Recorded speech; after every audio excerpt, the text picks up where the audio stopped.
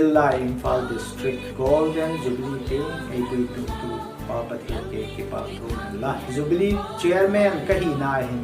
request kabol no ma nule pate ho kita hem lang khanglai te zillai te ho zo se kengin je Jubilee matna hin thanu taka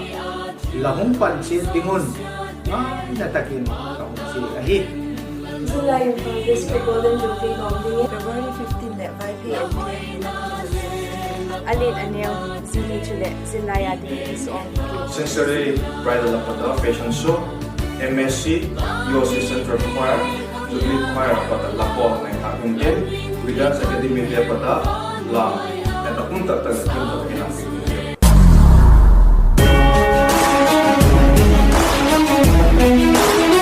Mizoram Band Sai Hills